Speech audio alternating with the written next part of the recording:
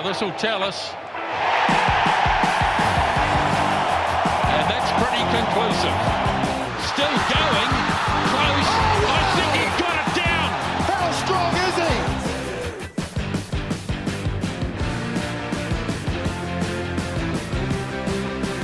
Hello everybody and welcome back to the Pick and Go podcast. Lots been going on in the world of the rugby over the past 7 days. So to break it all down, I'm very pleased to be joined by, once again, Paul Maori. Paul, how are you?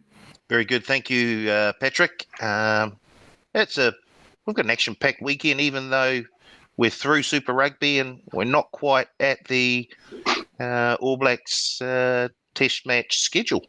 Anytime, you've got a Lions test on, that's something you get pretty excited about, right? And then Maori All Blacks in action, everything else going on, lots to get excited about. And also joining me on the podcast this week, Carl Tiley. Carl, how are you recovering from Saturday night?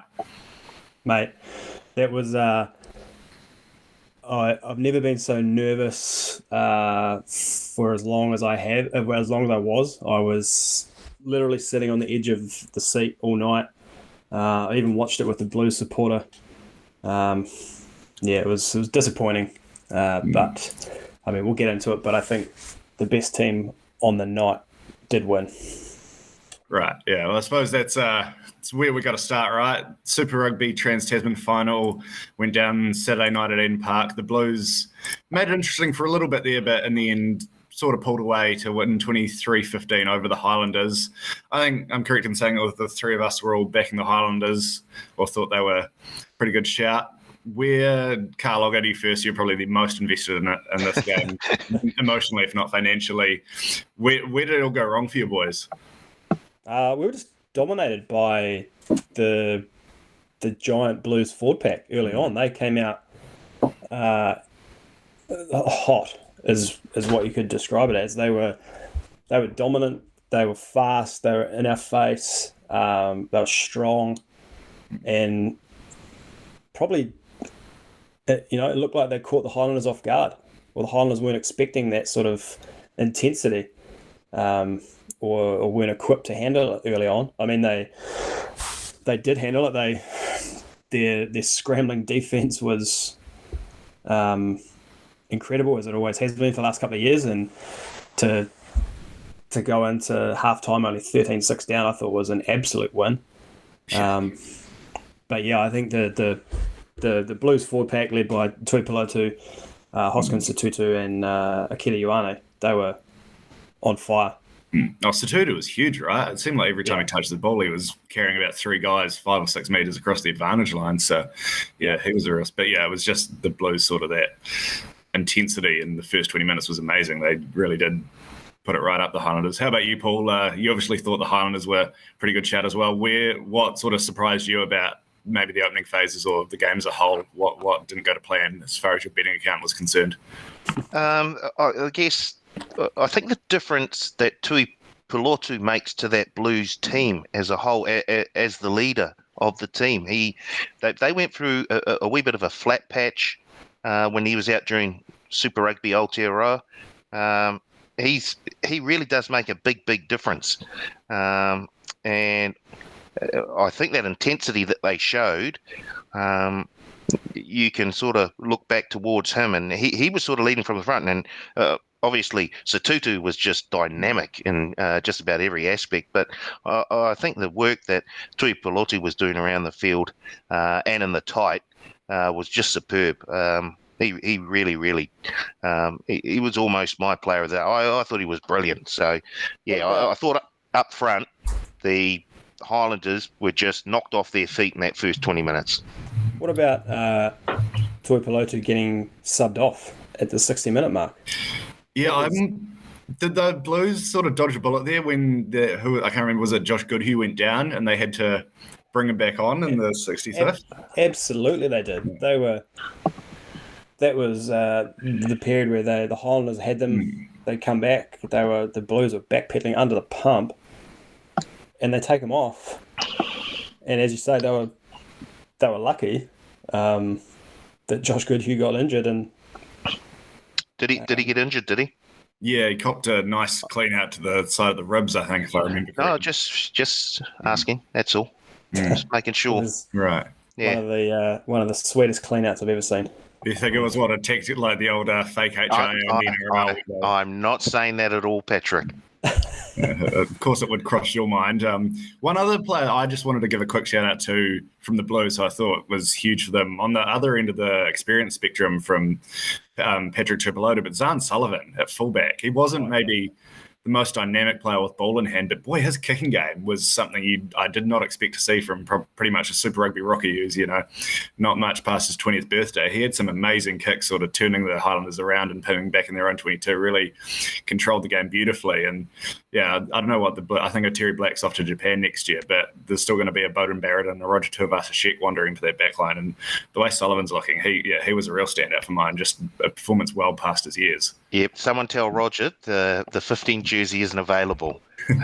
So if he wants a spot in the Blues, he's going to have to look for a different jersey number, because that's wrapped up. I think Sullivan will be the fullback for the Blues next season, and they'll shift Beauden into the 10. That would seem the most likely. It'd be a hell of a competition between Sullivan and Roger. Small matter of Caleb Clark to still come back as well from Olympic Sevens duty. They haven't had, three pretty dynamic backs that they're going to have next season in this backline for Super Rugby Trans-Tasman. So feels strange to say, but things are looking up if you're a Blues fan. That's for sure. Wow. 18 years. Yeah, got one finally though. I feel like we do have to. I'm not one to bag the officials. They do a very good job most of the time, and it's a tough job, a lot of spotlight on you, but it's probably a few little officiating calls we should at least touch on there. The 2 yellow cards in the first half, Ash Dixon and Bryce Heem both sent to the sin bin for 10 minutes. Were both of those guys a bit lucky? Heem got away with it, didn't he? I thought both of them potentially. I think didn't Heem wasn't it not a yellow? Did he? I thought originally it was a yellow, and then they went down to a penalty. They went down to a penalty. That was absolutely disgusting. Yeah, no, that is right. Yeah, that goes to show. Yeah, well, definitely got a bit lucky then. Yeah. Oh, it was in real time as a red card, and then at minimum yellow. We had a big discussion on this on Saturday night as it unfolded, and it's probably no surprise to anyone that I was pretty heated. My hands are getting sweaty now talking about it. Regardless of Nareki bumping into him or him bumping into Nareki and then falling into Hunt's welfare has got to be first and foremost at the front of the referee's mind here, right? You got to think so. The way the rules are changed and are changing, like that's all we're worried about now is player welfare. If Hunt bounced, he landed on his face and then bounced up like nothing happened. But if he stays down and has a broken neck, gets stretchered off, or is concussed, like that call changes every time to a red card. I think that's actually written into the rules as well, right? Which seems insane that it's dependent on how the player lands. And it shouldn't be. It should be if that's the way they went on Saturday. If that's the rules, then that's fine. If he gets stretchered off and his career's over, the rules need to be the same, right? We can't be changing. Yeah, that's my view anyway. That's I can see this is really eating away at you, Carl. I honestly don't. I don't think, had it been Will Jordan or someone, Richie Mwanga and the Crusaders, like it's the same. It's a yellow card 9 times out of 10, and to not be a yellow card in the final, it was the same in the Super Rugby Aotearoa final, right? Yeah, two Crusaders cards should have been reds and not yellows. I think Will Jordan got away with one against the Highlanders in the game they actually ended up winning down in Christchurch early on. He cleaned out a guy in mid-air and only got a yellow or maybe even a penalty. But it is a strange one. Like I remember a couple of years back, Jason Emery got a straight red against the Sharks down in Dunedin for a pretty similar offence where he was running underneath, looking up at the ball, but collected Willie LaRue straight on. And you got to think, like, regardless of where your eyes are, your first, like, don't worry about contesting the ball. Worry about not knocking the bloke out of midair and maybe breaking his neck. Like, we can't be legislating, if he's looking at the ball, it's fine, because that's almost going to make it more unsafe, because you're going to have guys deliberately sticking their head up in midair and making a point of saying they're not looking at the opposition player, which... Even Ash Dixon's yellow card could have easily been a red. He got him straight in the face.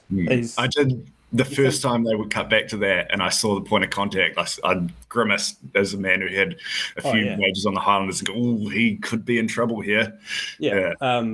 You think back to, say, Sonny Williams and the Lions test. Like, it was a similar... Probably a lot even if it had been even if it had been a player, I'd say with maybe a less sparkling reputation, that maybe Kira Ioane or one of the maybe a Pari Parkinson, someone who's known for maybe throwing their weight around a bit more than Ash Dixon, I'd say the reception would have been pretty different to that hit. Where Ash Dixon, by all account, one of the great leaders and blokes in New Zealand rugby. It seems that your record, your past, plays a wee bit in the sort of decision that is made on the field. That's what it seemed like. Yeah. 100%. Yeah. And it shouldn't be. And I just don't know if it's a good thing, us hearing all these conversations about, mitigating factors up and down and everything, because no matter what, they're going to be inconsistent, because you've got different referees pulling the strings and everything. So it's just going to lead to almost more confusion than if we, didn't hear it. And I don't know. But we could talk about this all day, and there's going to be another, we'll be back on a forward pass or something next week. And I just want to know, is Paul Williams the new Colin Hawke? Don't even. I'm more fired up about this than I am the non-card. You had a good tweet about that on Saturday night, Paul. I enjoyed that. Gave me a little chuckle. I thought, oh no, and that turned momentum. Completely changed the game, in my opinion. The Highlanders were up. They were on the charge. They were in the lead. Yeah, I think they were up one at that stage, right? And they could have one or two, and they could just kicked those three penalties, and they had a chance to boot it down to 22. Either boot it down to the 22, or maybe give Ioane a long range chance. They had the option to do whatever.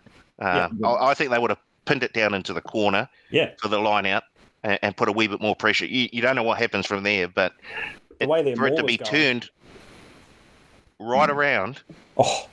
It was an 80-metre swing, right? Like, on one 10-metre line to the other. Yeah. And then Plummer steps up and kicks the goal. Oh, yeah, of course. Yes. And you're going to... Yeah, I don't know. If you're going to stick your flag out like that, you better be pretty damn sure that you're making the right call. And I don't know.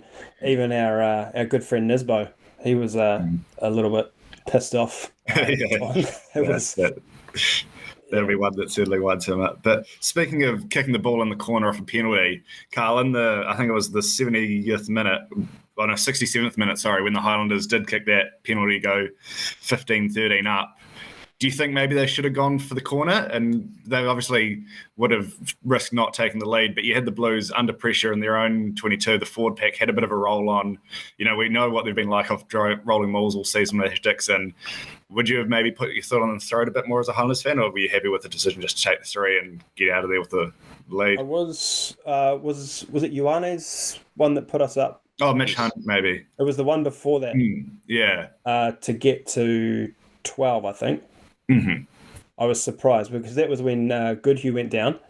Yeah, that's right. And I think, had there not been a stoppage in play, maybe they would have taken the scrum or even gone to the line out. They were in a pretty good position, and as you say, had the Blues on the back foot.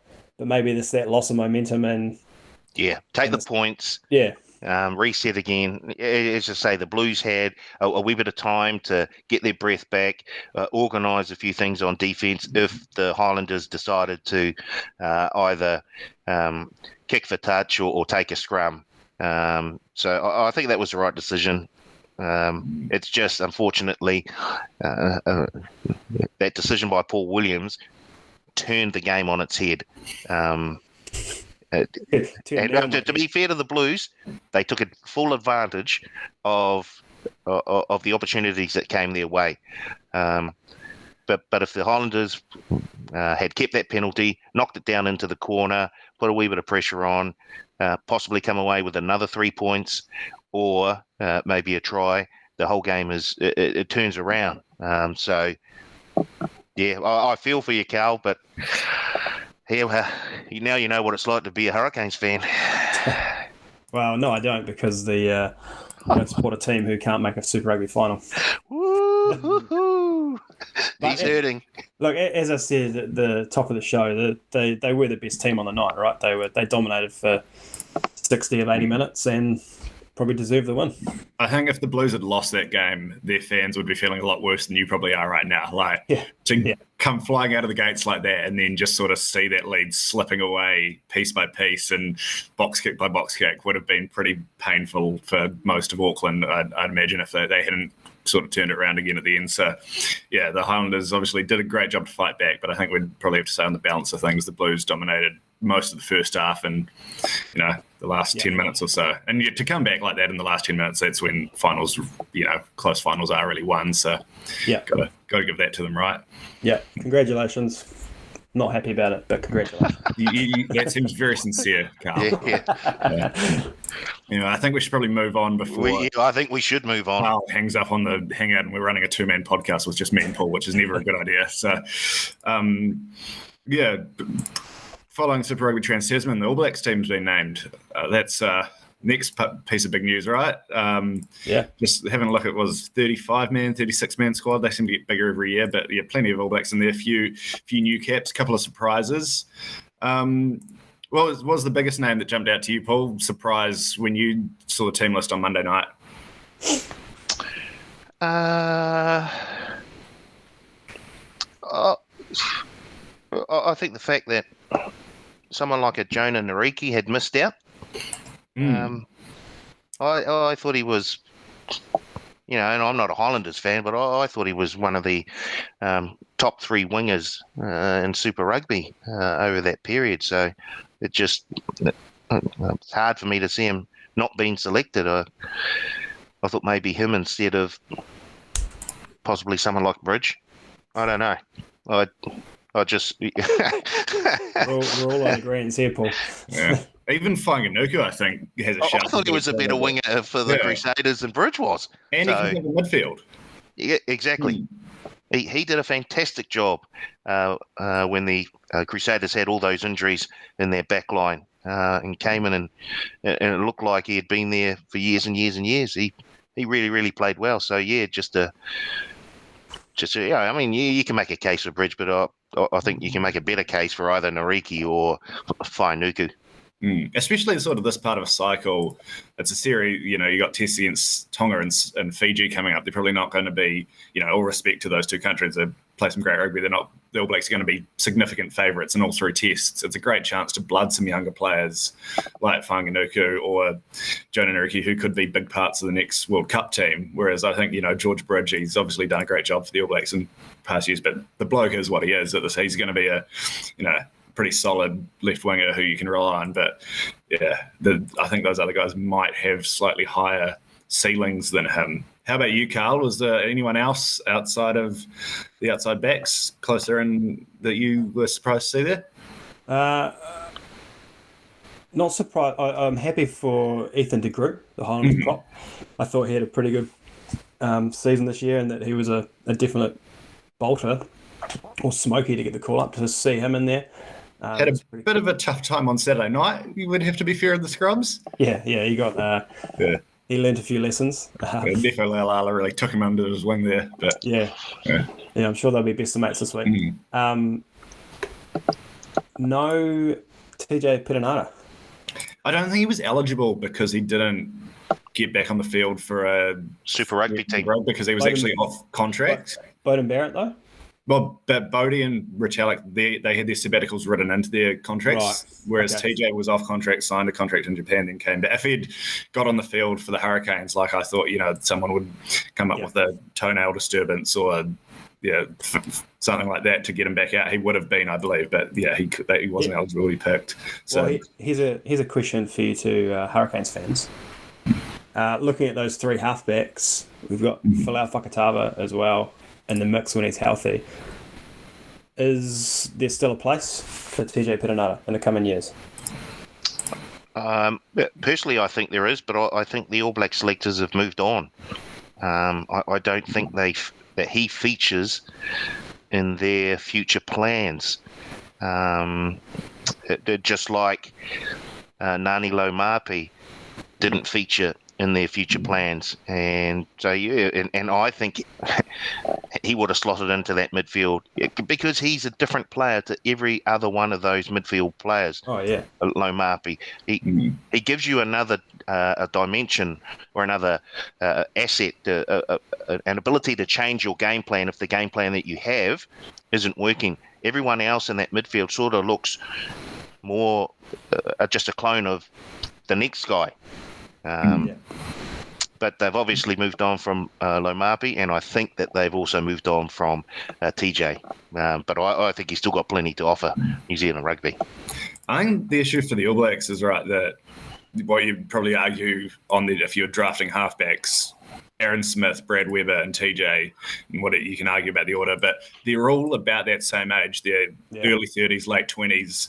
There's not a lot coming through outside of Fakatava, who's obviously got the injury now, and there's this whole select eligibility issue that's going to be thrown up around the World Cup. But there's not a lot coming through beneath that, so you're almost better off blooding in the younger guys, giving Finlay Christie a chance, giving whoever else you've got coming through a chance, rather than just, if they see Aaron and Brad as the two best halfbacks in the country, there's no point just having a third guy who's going to almost age out at the same time as them, and then you've got nothing or no experience behind them, as we're sort of seeing in the midfield.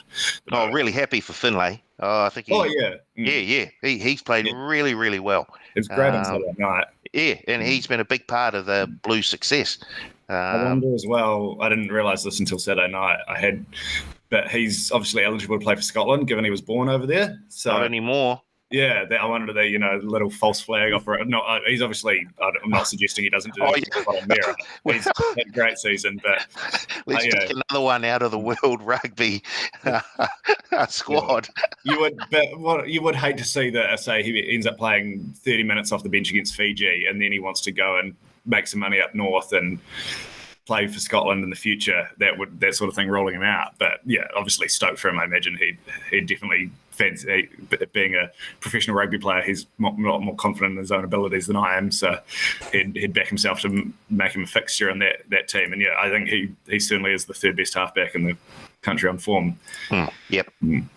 Another one I want to just give a quick mention to was pretty out of the blue. I thought was Quinta Paia in the midfield. We've obviously touched on one Hurricanes midfielder who's not been selected due to one reason. North Manawatu midfielder. Are we sure Peter Umaga-Jensen's not just Wainui get first choice with him and then everyone else has to slot him behind or something? Because got first dibs. Yeah, obviously he didn't get a lot of game time, but he was in the All Black squad last year. So the All Black selectors obviously saw something in him that they had not, especially like that he was picked ahead of David Havili and Quinta Paia for the All Blacks last year. I don't know what, Well, I guess the All Black selectors couldn't pick him because the Hurricane selectors weren't picking him. It's a wee bit of a domino effect here. If you're not getting on the field for your franchise, it's very hard to make a case for you to be in the All Blacks. I don't know what's going on there. He was playing some really, really good rugby last season, and all of a sudden, he's almost, as you say, he's a Wainui first, and then maybe the Hurricanes after. I'm going to need a price on Wainui to win the Jubilee Cup, I think, if he's going to be eligible for them all season. That might be the betting angle we can take out of all of this. Can I just ask a quick question? What are thoughts about the? Are we seeing a change in tactics, or a setup and a change in tactics by the All Blacks? Just looking at the midfield, as they've gone away from that ball carrying, tackle busting midfield to a more, seeing Havili being selected at 12, winding the clock back to the old days, DC and Major, Mertens, DC, that sort of dual playmaker in the midfield type scenario rather than the 10-15. And the All Blacks have always been the leaders in world rugby and tactics. I'm just wondering, are we seeing another shift as we start the new cycle for the World Cup? Yeah, it is an interesting point. I said you look at all the loose forwards there, and even the two sevens, you'd say, in quotation marks, Artie and Dalton Papali'i, they're both capable of playing at least one other position in the loose forwards and possibly all three, and a big sort of, fearsome presences with ball in hand. I wonder, you think back to that World Cup semi-final against England where Tom Curry and Sam Underhill were just absolute terrors around the park. Maybe the All Black selectors saw that and said, wouldn't mind having, three terrifying loose forwards. We can just have charging at little midfielders and everything else all day. But yeah, it's certainly a fair point. I tend to think the midfield, on the other hand, is probably just a lack of options. No good Hugh, no Laumapi. Leonard Brown's out for the first however many games. Could have been Laumapi. Yeah. I feel like we with the Nani Laumapi podcast at this stage, probably. They obviously did make a choice to not pick him first choice when he was before he went overseas. So that is a fair point. Yeah, I'm excited to see Havili get a run at 12. Quinta Tupaia, I think, is more of that hard running, big tackle busting midfielder. Not that he's going to be starting a lot of tests, but yeah. Was there anyone? That's probably one last thing I should. Was there anyone else in the midfield that you would have liked to see in there, Carl? Obviously, not sport for choice there compared to the other positions at the moment. But yeah, there's no one really jumping off the page to me, looking around New Zealand Super Rugby franchises, right? Nah. If I go through in my head, you're not going to take a Scott Gregory or a Michael Collins. They're or an Alex Nankivell or TJ Farney, right? Yeah. No, they're I guess they've got it right with the product that we have. And even looking at a couple of the outside backs, a couple of those guys can slot into the midfield if required to. Yeah, but I think the most unluckiest midfielder is probably Whaanga Nuku. And maybe his ability to play and the fact that he did play midfield and wing counted against him this time, when usually that would be a big plus for you, having that versatility. But it looks like they were just looking, they were out and out looking for players who had consistently performed in the midfield all season, I guess. Yeah, true. One more, sorry, Pat, before we maybe move on, but I just want to hear from you guys. Who starts at fullback? It's going to be Bodie, right? I don't think so. You don't? I think they're going to go back to traditional him or Richie starting with a 10 on the bench and sorry, I just got the curry at the door. I don't know what the hell that's for. Ask him who you reckon should start at fullback. Exactly. I think it'll be a Mackenzie or a Geordie at fullback with one of those two on the bench also. I just pray they don't start Geordie on the right wing again. That's all I want from this All Black season. Yeah, I don't care how many tries he scores. He's not a winger. Yeah, I agree. Give him a chance in 15. Yeah, I don't know. I'm not sure I have that much faith in Ian Foster to make, shall we say, bold selection decisions. I tend to think he'll probably just keep doing what he's doing. Go to the dictionary, look for the word conservative, you'll see a photo of Ian Foster. Yeah, Bodie has been very clear that he sees himself as a 10 and he's coming back to claim that 10 jersey. But you got to think that Richie Mo'unga is very much the leader in the clubhouse in that race, right? So it'll be up to Bodie to pry it off him. I mean, is that because we've only seen Richie Mo'unga this season? I think so. Well, Bodie had a pretty good season up in Japan. He also won 2 World Player of the Years playing first 5, but I don't know if the All Black selectors saw those seasons. I listened to the James Marshall, the What a Lad podcast with Bodie the other week, and as you say, he was pretty adamant that he wants to play 10 and he thinks he's best at 10. So I hope we do go back to that because we've got enough talent at the back to play that dual playmaker role. Yeah. Like, Mackenzie and Barrett Geordie can both play 10 at a pinch. Like, let them play 15 and be that sounding board. Yeah, absolutely. I think, and either guy you have off the bench, whether it's Richie or Bodie, if they're coming on against a tight defense with sort of 25 to play, and then you've got all sorts of playmaking, and that's got to be pretty scary if you're South Africa or Australia or even England trying to game plan against later in the year, right? So, Yeah. yeah, I'd certainly be doing that, but I guess we'll have to wait and see. And not that we'll probably learn too much from the Tonga team, but it will be. I think that's probably the biggest question as a whole over this All Black season, as we sort of see what Ian Foster has in mind for his game plan going forward, right? Yeah. That will be the biggest thing that comes out of this season. Mm-hmm. On to this week. Anything else you guys want to touch on before we actually move on to the rugby coming up over the next 4 or 5 days? No. Let's talk about some rugby. Yeah. Well, the big game, obviously, down this end of the planet is you got the Maori All Blacks taking on Samoa at the Cake Tin on Saturday night, I believe it is. Unfortunately, fans will not be in attendance, which is a real shame given some of the atmospheres we've seen, Maori All Blacks fans and those the Pacific Island teams create over the years. But should still be I'd imagine, pretty intense game of rugby. Just looking at the two teams named, I'll throw it to you guys first because I'm just pulling them up now. But what were your sort of biggest takeaway? What are you most excited to see, Carl, from looking at those teams? The Māoris, I'd argue that this is the strongest Māori team we've ever seen. It's up there. They've got some serious talent. Their backline, they'd probably run a number up on Australia. If I'm honest, they've got depth and plenty of experience in the forwards, so I'm excited to see how they go. I guess traditionally with the Māoris we've seen, because they don't get that much game time and time together, they come out, they start slow, but I think these guys can start hot and get a good win on Saturday night. Yeah, it'll be so. Everything I'm Google here, trying to pull up the team list, is just about no fans in attendance, so I can't actually refresh myself on the team list. But I do remember Allblacks.com has got the right. teams up. Thank you very much, Carl. I guess the big thing for the Maori squad is the fact they've pretty much been playing in the same competition.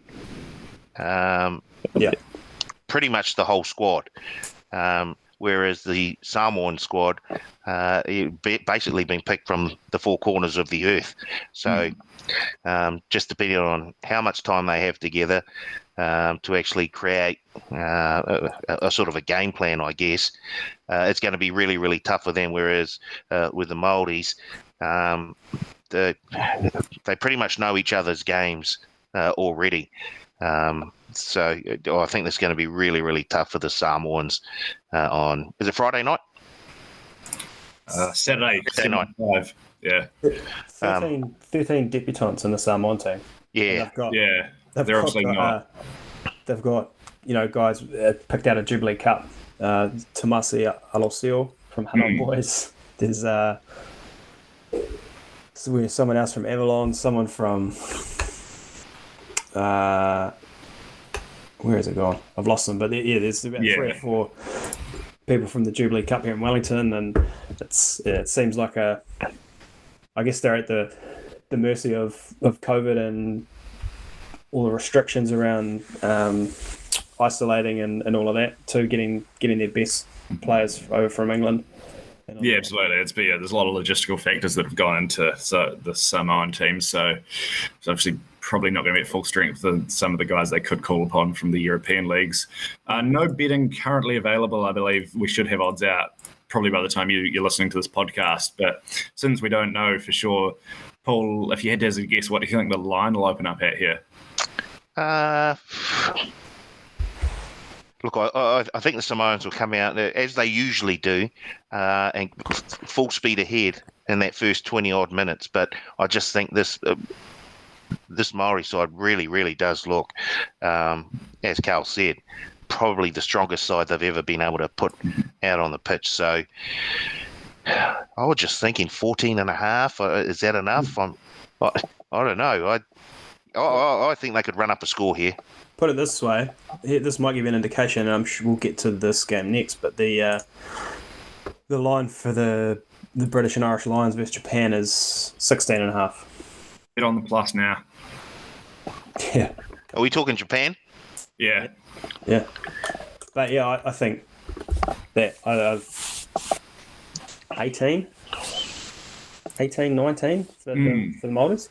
I think it'll be a pretty scary watch if you're on the plus late on, if you're on the Samoan plus with just the sort of strength and depth we've talked about this Maori All Black team having. That, like Samoa will actually be playing. There'll be a lot of fight out guys there, new caps and everything, but just the quality, like so much Super Rugby quality in that that Maori All Black side where you got guys who you're used to playing against the Wellington X-Men or Parramatta Plum on a Saturday, now all of a sudden facing off against essentially a Super Rugby quality team. So, yeah, I think could be a bit of a show from the Maori All Blacks, but yeah, it's always pretty fiery, these encounters, right? So maybe one reason to talk you off the plus. Carl, did you have a little discussion point you wanted to touch on around the Maori All Blacks and Samoa before we head up north? Yeah, I've been thinking about this for a couple of days, and want to hear your guys' thoughts on. Obviously, I'm probably not the only one that's thought of this, but a Māori Pacifica Test series or competition whereby, say the Māori All Blacks play Fiji, Samoa, Tonga, and Japan. They're all in a, rugby championship type series, or even something like the Māori All Blacks are given Tier 2 status as a test nation, a test team, and play Tier 2 teams. Thoughts behind it are like, we're trying to grow the game of rugby is trying to grow and trying to build these Tier 2 teams up to be more competitive. And the Māori All Blacks are, while they won't be New Zealand's top test team, that's obviously the All Blacks, they can definitely help the product and the game around the world by making these other teams better, right? By giving them better quality opponents, and it gives the guys in the Māoris a better chance to progress as well. Yeah, you'd certainly think, I think they've done it a few times around Canada and the US in particular, where New Zealand rugby obviously has this sort of cachet, so they can send the Maori All Blacks over there and get them playing competitive tests against those nations and use it to build up. So you'd like to see it, if it was, theoretically possible, put into a more concrete system where it was giving, especially Japan as well, they're sort of in a bit of a no man's land now between Northern Hemisphere and the old Tri-Nations or Rugby Championship block, nowhere, and obviously one of the best 8 teams in the world, judging by recent performances. I'd say certainly an opportunity to build something. I guess the problem is always comes back to with these island nations, and then the Maori the bulk of their players being in the UK and not getting released for. I don't think Murad Boujela will be too pleased if he's losing all his mates. For I do like the sound of it though. I think you could run it side by side with the sort of at the same time as the Quad Nations or whatever sort of rugby competition they come up with after COVID. Double headers each week, like game into game. But I'll tell you what, Maori All Blacks against Samoa in Apia, the whole country would be at the stadium. Yeah. Yeah.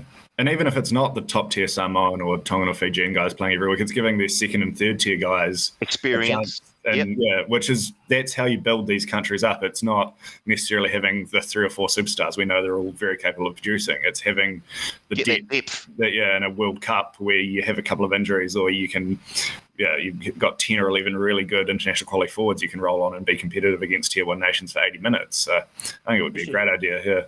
Especially with the introduction of the Pacifica team in Super Rugby. Yeah. Next year? Yeah. Next year, I think, obviously pending various things, but the idea is it's going to be world.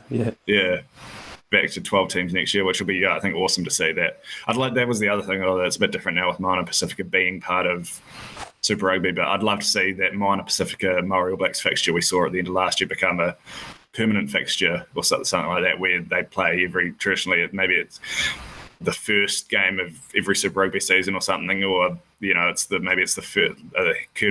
Friday night before the first All Blacks test of the year, but make it an event and really celebrate those two cultures, or 3 or 4 cultures in Pacifica's case, and give them a platform to highlight the rugby they are capable of, because it's going to be an awesome atmosphere, it's going to be amazing rugby, and it's going to be full of passion. I feel like every time we watch one of these island nations play rugby, it's almost like, oh look, they're both going to do huckers, and then we forget about everything after. Like, we focus on the fact that 2 nations are doing huckers against each other and forget about everything else, where it's sort of like almost like what used to happen with the All Blacks back in the 60s and 70s. It was this, a bit like what the NRL doing with the Indigenous game, right? Yeah, that's the perfect example. Yeah. That's I think all I've got to say on the matter, unless you guys have any other ideas we'll cut this bit out and send off to World Rugby. Yeah, I might start penning a letter now. Yeah. Strongly worded.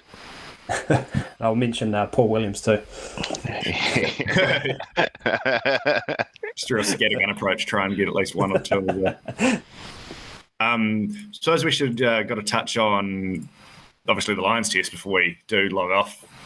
British and Irish Lions getting together for the first time in Edinburgh on Sunday morning, New Zealand time, 2 a.m, Saturday night. Paul, I don't know if they'll be showing it at the Horn, but you'll be able to catch it somewhere in Courtney Place. What are our first thoughts from the first Lions squad that Warren Gatlin's named for 2021? Is it right? No English players? Is that due to There are English players. He's named. The team's named. In the starting 15? Possibly. I saw Farrell's on the bench. Here we go. Hang on. This is great. Great preparation. It looks like none in the starting 15 at least. You've got Jamie George, Courtney Laws, Owen Farrell and Anthony Watson on the bench. But I don't know if that's due to do a quick turnaround times from premiership finals or anything like that. But Warren Catlin certainly, between dropping Brian O'Driscoll in Australia and now this, and he's certainly got a way of winning a lot of tests but annoying a large percentage of the Lions fan base. So I'm sure there'll be plenty of noises south of the border. You do have to wonder, there's obviously a pretty significant Scottish contingent in this team. You got Van der Merwe, Rory Sutherland and Xander Fagerson at prop, and then a couple more blokes on the bench. But whether that is to do with being the test being in Edinburgh and wanting to give these blokes a chance to represent the Lions on home soil, which is obviously pretty rare, but you have to think they've got a pretty big problem coming up in the shape of the Springboks, and we want all eyes on that. So, And they've got a number of lead-up games as well, some big games beforehand. So perhaps he's just giving them a wee bit of a rest, some of those English players, because it's a tough tour, finishing with the 3 tests against the Springboks. But before that, they've got some big games. Is this the first? Just looking, is this the first time the Lions have played a test nation before a tour? I think they might have played Argentina once in 01 or 05, but certainly the first time they played Japan, and I think it's probably the first time they played a test in Scotland. Yeah, it's a great opportunity for for Japan. Oh yeah, especially on the awesome. back of they were flying out of the World Cup, right? And then they're probably the biggest losers out of COVID in terms of rugby nations. Yeah, well, it's their first test since the World Cup. Yeah. Which is a huge shame, because they built up all that momentum, and then to not play a test for 18 months is... Yeah. It'll be... I'm interested to see. And even looking forward, like, they play Ireland next week. Oh, yeah. That'd be a real shout with Ireland's best. Yeah, because Ireland will be missing probably 7 or 8 at least of their top players. So, I think I'd just might as well touch on the betting. I think the plus 16.5 is a great bet here. Japan had a warm-up game against the you love to see them back together Sunwolves last week, and I think they sort of started out of the blocks but got home for a semi-comfortable win.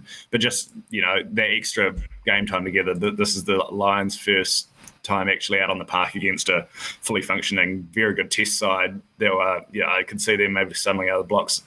I'm sure we can all remember very fondly the Lions taking on the provincial 15 up in Whangarei 4 years ago, and that I was in the bookies office, and there was some kittens being had when the provincial 15 were leading in the second half of that game. So not be unlike a Gatlin Lions side to stumble out of the blocks here. I'll be all over that, plus 16.5, maybe a bit on Lions 1 to 12 at $3. So I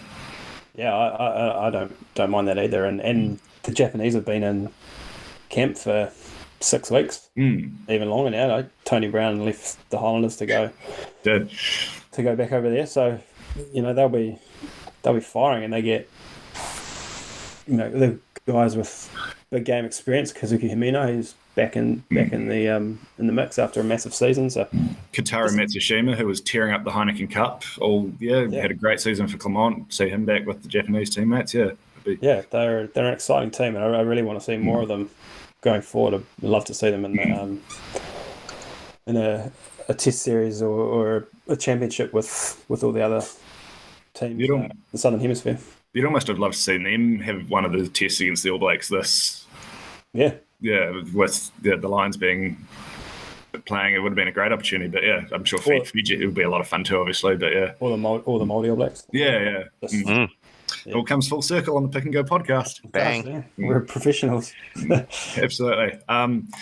Anything else? Any other business you guys want to touch on before we sign off for the week? No, just looking forward to seeing the All Blacks get on the field in a couple of weeks' time. Really, really looking forward to just see how they, the sort of combinations they put together and how they gel and the sort of game plan that they come up with. I'm really, really interested to see how that develops through the Test match season.